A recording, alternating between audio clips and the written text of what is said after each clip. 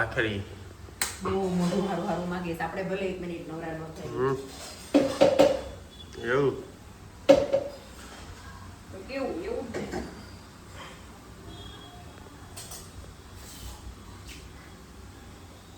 પછી hello good morning જય સ્વામિનારાયણ. હાલો બધા કાજુ અંજીરનું જ્યુસ પીવા. ભગવાનને ધરાઈ દો ને પછી પી લો. હું જાઉં કેવા ઈશારા આવે છે. કેમેરો પકડો કે એમ નહીં ઈ તો હું પકડી લઉં.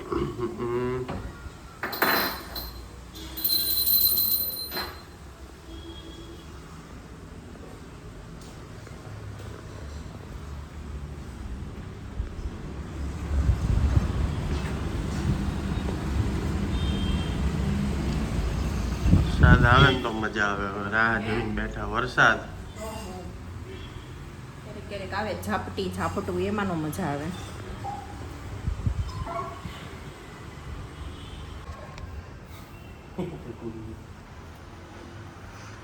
હાલો ને જ્યુસ લઈ લો ભગવાનને પીવાઈ ગયું.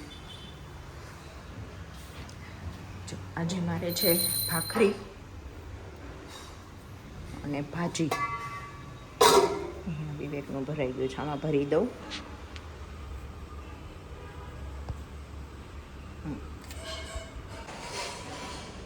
જો કાજુ અંજીરના ગ્લાસ ઉપડે.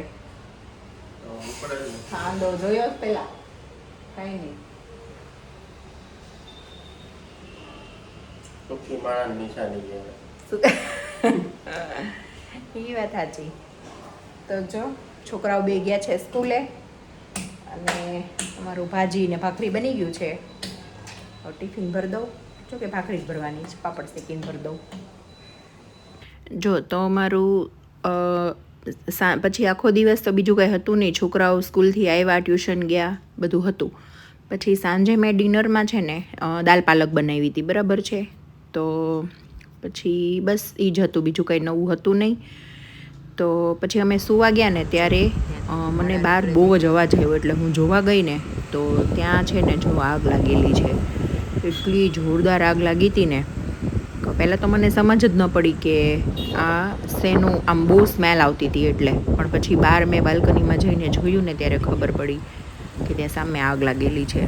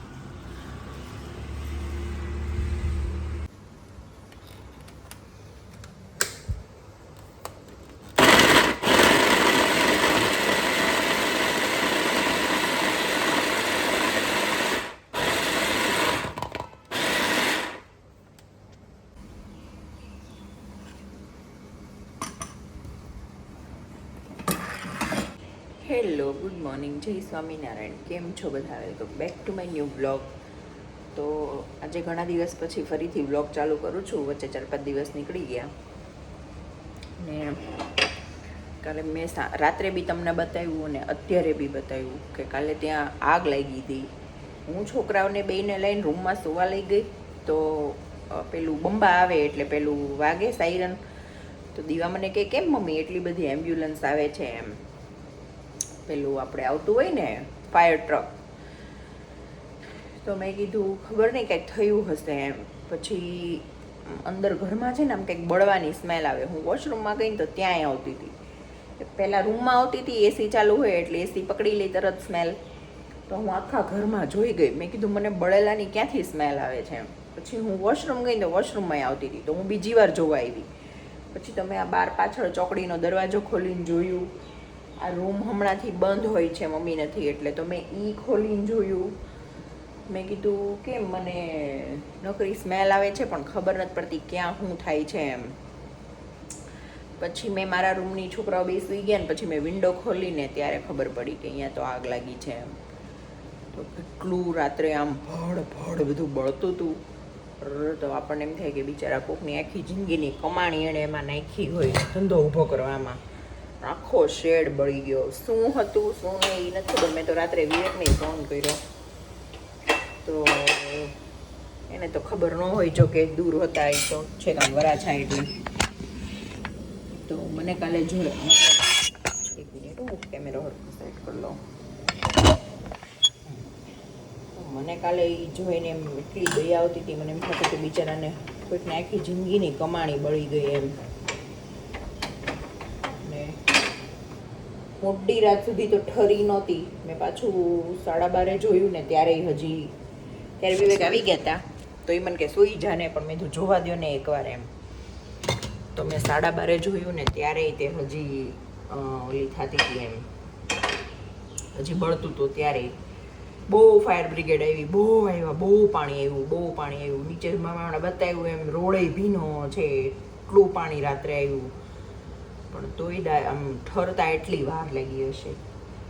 એટલે એ આગ ઉપરથી એક એ મને યાદ આવ્યું. ચીલા બનાવવાનું મોડું થાય છે એટલે હું વારવાર બનાવતી જાઉં. એ આગ પરથી મને એ યાદ આવ્યું કે જો આગ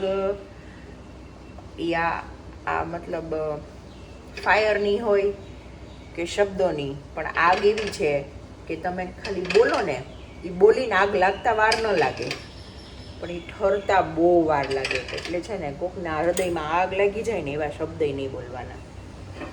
કે આપણે તો બોલીને નીકળી ગયા હોઈએ, પણ એ જેને લાગ્યા હોય ને એને ખબર હોય. એને એ શબ્દોમાંથી, એ આગમાંથી બહાર નીકળતા વર્ષો લાગી જતા હોય, એમાંથી ઉભરાતા. અને એ દાજેલાના નિશાન છે ને આખી જિંદગી ન જાય. પછી ચામડીમાં હોય, શરીરમાં હોય કે હૃદયમાં હોય. એટલે છે ને કોઈ દિવસ કોઈના દિલમાં આગ લાગી જાય ને એવું નહીં બોલવાનું. કે જો પૂર્ણ પુરુષોત્તમ તો કોઈ નથી આપણામાંથી, બરાબર? આપણે બધા કંઈક ને કંઈક કોઈકના દિલમાં ક્યારેક તો ખોટું લાગી જાય ને એવું બોલ્યા જ હોઈએ. પણ બહુ સાચવીને બોલવાનું, કેમ કે ક્યારેક કોને કઈ વાતનું ખોટું લાગી જાય ને આપણને ખબર ન હોય. અને કોઈકને સંભળાવવાના ઇન્ટેન્શનથી તો બોલવાનું જ નહીં, કેમ કે બિચારાને ઘણી વખત આપણને મજાક મસ્તીમાં જતું હોય, પણ સામેવાળાના દિલમાં આખી જિંદગી એના ડાઘ રહી જાય. એટલે બસ, તો મારું જ્ઞાન અત્યારે સમાપ્ત કરું છું. હા, તો મને આગ ઉપરથી યાદ આવ્યું એટલે મેં કીધું. હવે બાળકોના ટિફિન બને છે, ચણાના લોટના ચીલા બનાવું છું.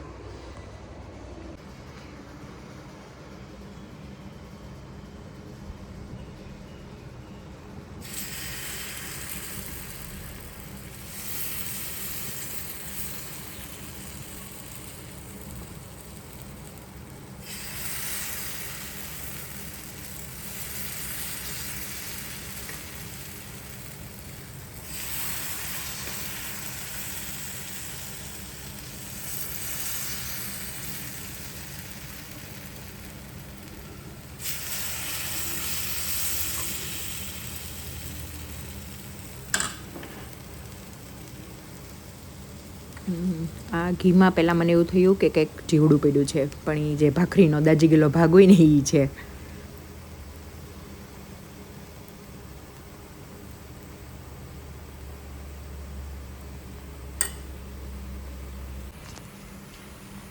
આ એક ઉથલાયું, પણ હજી થોડાક છે ને થવા દેવા પડે એવું જ.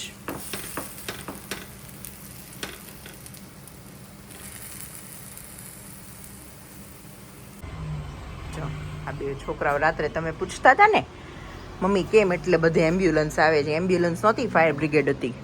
હમણાં ગઈ ને જોયું નીચે તે બધાનો સેમ જ અવાજ.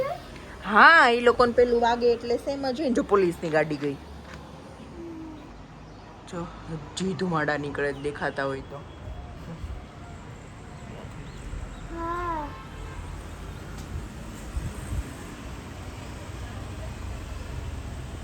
બોલો શું કેવું છે? ભગવાનને પ્રાર્થના કરો બિચારાને જેટલું બળ્યું હોય ને એટલું રિકવર કરી દે. કેમ કે ધંધો જે પડી ભાંગ્યો હોય ને બિચારાને એને ઊભો કરવો અઘરો છે. હે ને પૃથ્વી? ચલો બાળકો નાવા જશો, ચલો.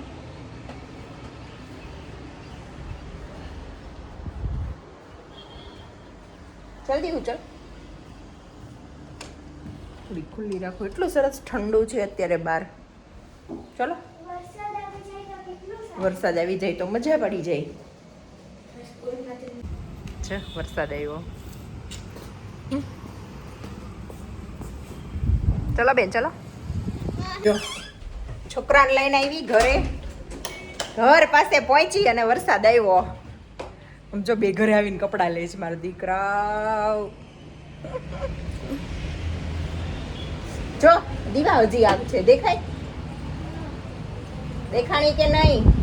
અહીંયા આવું, અહીંયા આવું, અહીંયા ઊભી ઊભી જો સામે.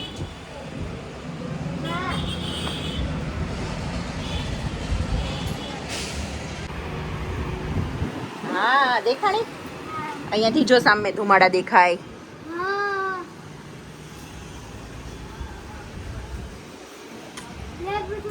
દીવા નીચે પડી ગઈ, બધા લઈ લે. સામે પડી ગયા બધા. જે છે જમવામાં રસ અને પૂરી.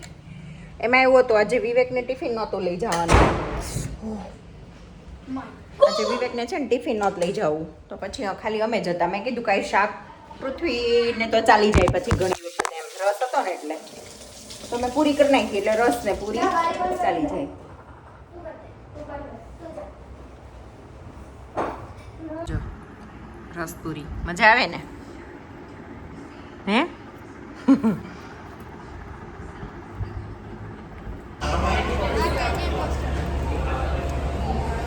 કયું છે?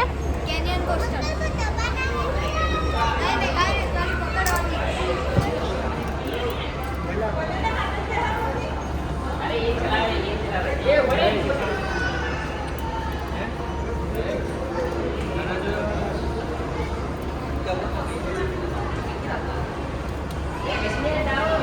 Welcome to virtual reality world.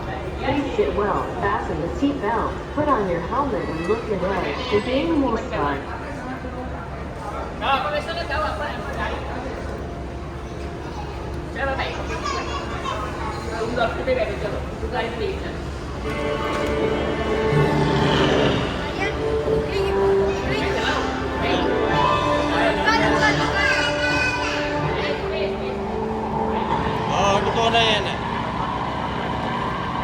Tight કરવા ગયો તો.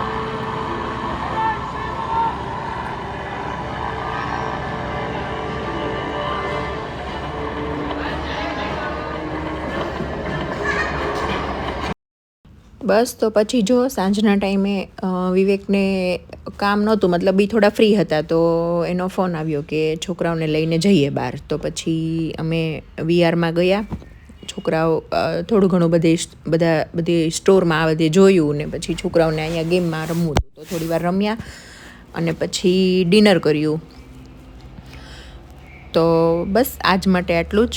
હવે મળીએ કાલે નેક્સ્ટ વ્લોગમાં. ત્યાં સુધી બાય બાય બધાને. હવે 1-2 દિવસમાં મમ્મી પણ આવી જવાના છે, એટલે પછી આવી જાય પછી મળીએ બધા. ચલો બાય બાય. જય સ્વામિનારાયણ.